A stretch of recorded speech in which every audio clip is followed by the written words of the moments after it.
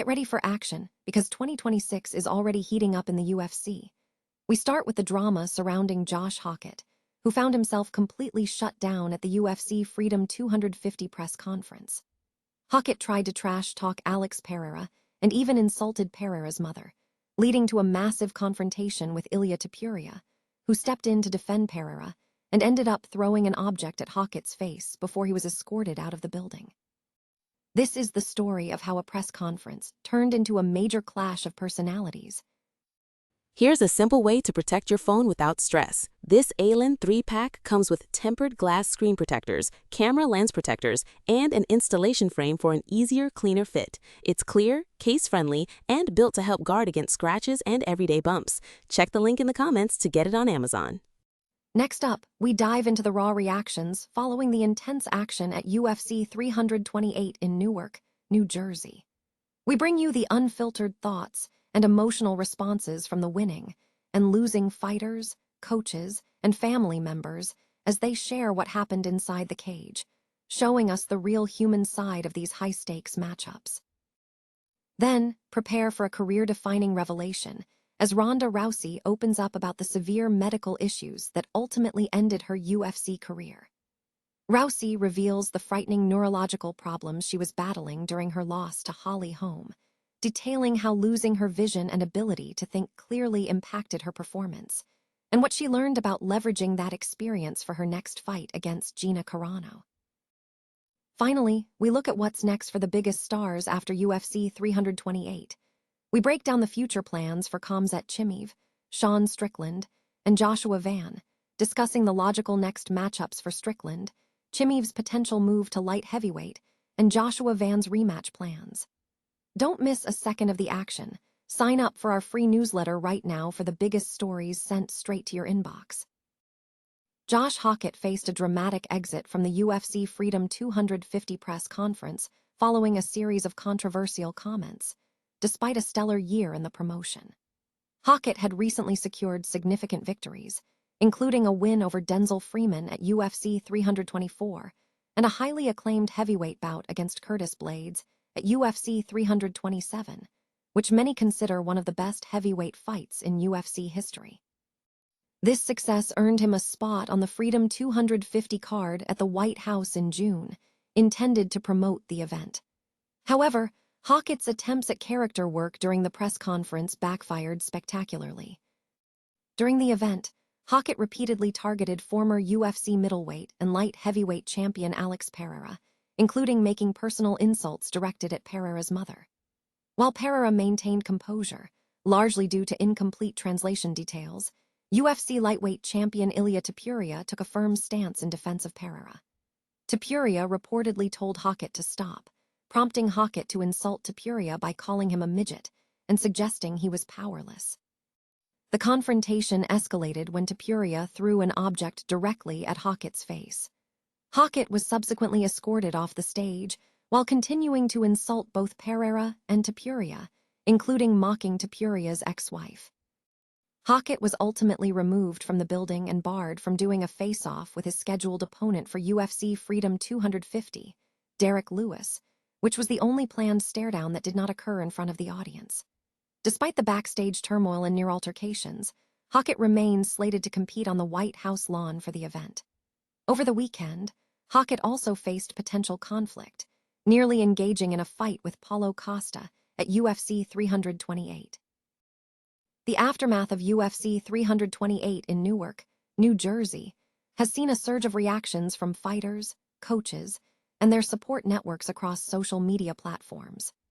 Reflecting on the evolution of the mixed martial arts industry, which has successfully navigated from niche beginnings to a mainstream phenomenon, the role of digital platforms like X, Facebook, and Instagram in fostering athlete-fan interaction is increasingly crucial. Following the main event, several participants, including the winners and losers, as well as their coaches, training partners, and family members, utilized these channels to share their immediate thoughts on the event or to deliver messages to their supporters. These posts provide an unfiltered glimpse into the minds of the athletes following the high-stakes competition. Noi dung kai tight. Ronda Rousey has opened up about the severe neurological issues that ultimately derailed her UFC career, revealing that her inability to see and think clearly played a critical role in her downfall. In an interview with Uncrowned's Ariel Helwani, Rousey detailed the profound impact these conditions had during her knockout loss to Holly Holm in 2015, which ended her UFC Women's Bantamweight title reign and undefeated record. And Rousey explained that the effects of her neurological struggles became acutely apparent during the bout, manifesting as a severe migraine aura that compromised her vision, depth perception, and cognitive abilities. She stated, "I got this huge migraine aura, a big chunk of my vision missing, like losing my depth perception and ability to think clearly, quickly, and track moving objects. But I was still on my feet and balanced. I've been trained my whole life to not show hurt, then they're going to capitalize and know if I show them. So that entire fight was just me trying to hide the fact that I couldn't see or think." This impairment resulted in physical consequences, including losing teeth and cutting her lip. And these issues persisted even after her return for a final fight against Amanda Nunes, the division champion, a year later. Nunes secured the victory in 59 seconds via punches, effectively ending Rousey's long-standing MMA career. And following the loss, Rousey expressed feeling judged based on her fighting ability and intelligence due to her physical limitations. She noted, "I felt like I was judged on my fighting ability and IQ because of what was happening when I was dealing with not being able to see and knowing my career was over because of it. No one could understand, and all these people were making judgments and assumptions about me and my fighting ability because of it." And Rousey credited the UFC CEO, Dana White, for arranging treatment at the Cleveland Clinic, which provided her with preventative medication for her migraine aura, allowing her to control the narrative of her exit. She emphasized that this new support enabled her to compete in her upcoming bout against Gina Carano, which she views as a chance to redefine the sport. And she believes these losses ultimately served a larger purpose, stating, "It was meant to go that way so that I would be brought back to MMA, not just to serve myself and my own career, but to change the entire landscape of the sport because of this fight." MVP and Netflix are coming in as a real rival to the UFC that they so desperately need, and it's giving fighters leverage that they never had. Rousey expects the fight with Carano to be her final one. The UFC 328 event in Newark, New Jersey, delivered a compelling card headlined by title fights, resulting in significant outcomes for several key fighters. The main event featured Chimaev defending his middleweight title against Strickland, while the co-main event saw Joshua Van put his flyweight title on the line against Tatsuro Terra. In the main event, Strickland secured a massive upset victory over Chimaev via split decision. Strickland displayed resilience, managing to recover after being taken down and landing more effective strikes on the feet. Chimaev, however, suffered his first career loss, as the judges determined Strickland had more impact in the bout.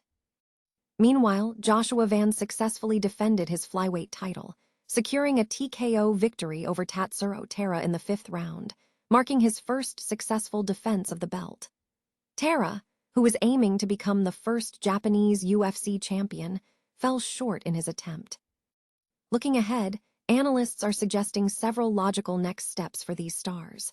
Chimaev announced plans to move up to light heavyweight, with a potential main event matchup against Paulo Costa, given their previous feud and shared weight class transition.